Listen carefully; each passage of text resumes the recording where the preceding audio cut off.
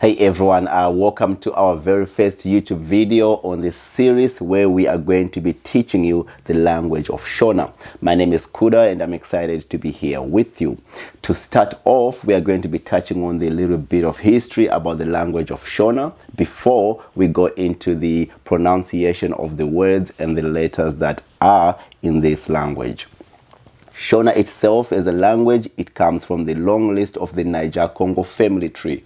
Under the Niger-Congo family tree languages, we have the Bantu languages. And in the Bantu languages, there's a long list that includes Shona, Swahili, Zulu, and many others. Shona is to the Bantu language as French is to Romance languages. The Bantu speakers actually consist of 30% of the total population in Africa, which is about 5% of the world population. And the most common Bantu language is actually Swahili. This doesn't come as a surprise. It is also important to know that Swahili is actually spoken mostly as a second language. In Zimbabwe now, Shona is the most spoken language in Zimbabwe with 76% speakers. And then you have Ndebele with 18%.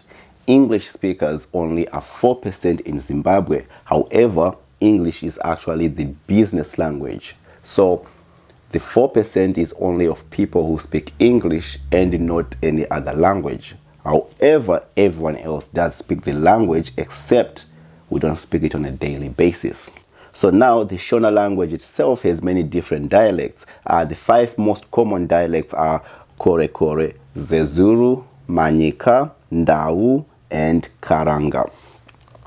I'm going to be touching on the basic housekeeping rules to speak Shona to make it easier for you when you are learning this language.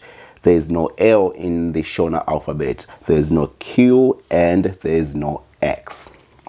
An example is that we have a former football player in Zimbabwe. His name is Benjani Mwaluwali. His actual name is Mwaluwali from the Ngonde language, which is coming from Malawi. However, being that he's playing for the Zimbabwe national team, we call him Mwaluwali as we do not have the L in our alphabet. This is common for most words that migrate into the Shona language that do have an L. We remove the L and then we put the R in it. You are also going to learn that there are a lot of words that have migrated into the Shona language coming from the English language. This is because Zimbabwe is colonized by the British.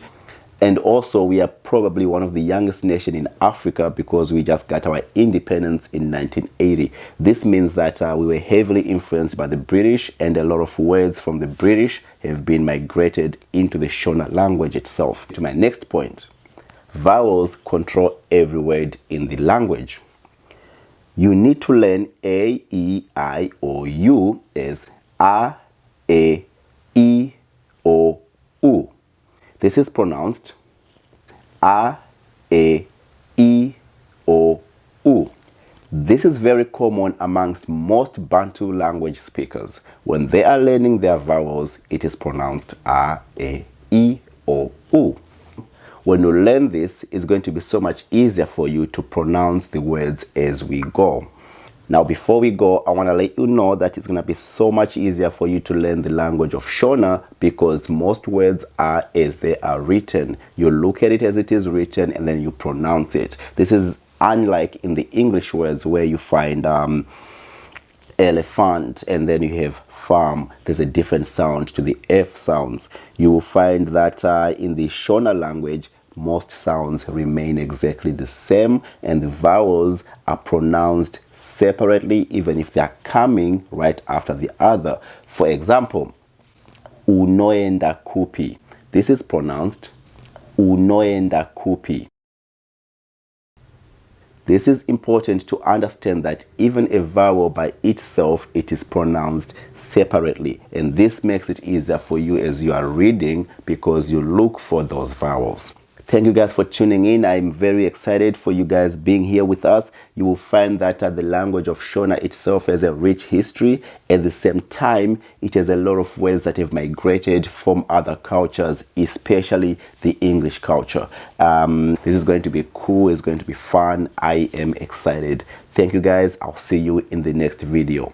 Oh, before you leave, one fact about Zimbabwe is we have the largest waterfall in the world, Victoria Falls. One of the world wonders of the world, of course. Thank you guys for tuning in. See you soon.